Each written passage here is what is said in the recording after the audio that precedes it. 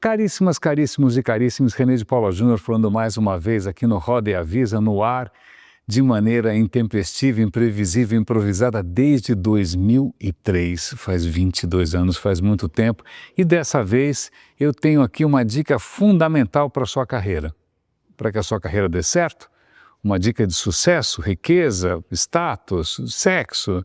Não, esse eu não sei dar, lamento informar, canal errado. Mas o que eu posso dar aqui de dica é de coisas que podem dar muito errado, né? E uma delas é justamente você ignorar algumas questões fundamentais da cultura nacional. Cultura importa, né? Quando você, de repente, vai trabalhar numa empresa que tem uma outra tradição, que de repente tem uma outra cultura corporativa, que vem de um outro país, você pode se ver diante de alguns pequenos conflitos que podem parecer misteriosos, mas que pode ter a ver com a cultura onde você está. Você que, não é que de repente está todo mundo errado, menos você, né? Isso nunca acontece, né? Mas é que simplesmente você está num universo em que as leis são diferentes. Você pode estar numa empresa onde, de repente, as pessoas são muito mais diretas do que você está acostumado. Você pode estar numa empresa em que, de repente, ser direto é absolutamente pecaminoso. Você pode estar numa empresa em que a questão da hierarquia é absolutamente letal. Depende se é uma cultura mexicana, chinesa, japonesa, alemã, americana. Tudo muda conforme os costumes de cada país. Mas tem uma questão curiosa que é o nosso próprio país. E a gente pode, de repente, parece que é o ar que a gente respira, a cultura nacional, mas quando você, e aí eu estou falando por experiência própria, trabalha em algumas empresas estrangeiras, você pode desaprender e voltar para casa com hábitos que não caem bem. Eu já trabalhei em empresas japonesas, já trabalhei em empresas americanas, já trabalhei na Alemanha, ok. Né? E aí você percebe que em muitas dessas empresas ou dessas culturas, você tem uma expectativa de que as pessoas sejam mais diretas, sejam mais assertivas, né? Que de repente elas não tenham tanto pudor assim, né? De falar a coisa que deve ser dita. E aí você percebe que isso, nossa, funciona maravilhosamente bem. Talvez seja por isso que muitas dessas empresas progridem, avançam, conseguem aprender com os próprios erros, enquanto normalmente na cultura nacional a gente patina, não é? Então aí você fala, nossa, que aprendizado maravilhoso, né? Que upgrade que eu dei aqui na minha capacidade de gerenciar projetos ou de lidar com pessoas. E aí quando você vem para o Brasil, você percebe que você está batendo fora do bumbo, né? Você começa a ficar um pouco de escanteio. Daqui a pouco é um ostracismo completo, daqui a pouco você está com uma pecha na sua testa de ser alguém que veja, esse cara não. Porque, vamos lá, e literatura ajuda, né? Fica aqui uma dica de leitura, um livro absolutamente fundamental, Sérgio Buarque de Holanda, isso aí, parente do Chico Buarque de Holanda, ele escreveu um livro chamado Raízes do Brasil, fundamental, o livro deve ter, sei lá, quase 100 anos, já não me lembro mais quanto tempo tem, né? Mas uma das questões que ele coloca ali é uma peculiaridade nacional, tupiniquim, que ele batiza de homo cordialis, homem cordial. Porque a gente é bonzinho? Porque a gente é especialmente educado? Não, não, não.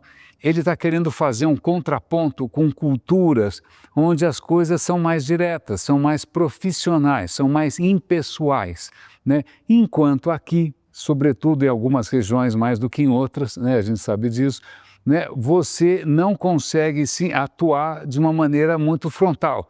Você tem que ter jeitinho, você tem que falar do jeito certo, você não pode questionar, você não pode de maneira nenhuma colocar em xeque a autoridade de alguém ou de não sei quem, você não pode ser muito franco, você não pode ser muito direto.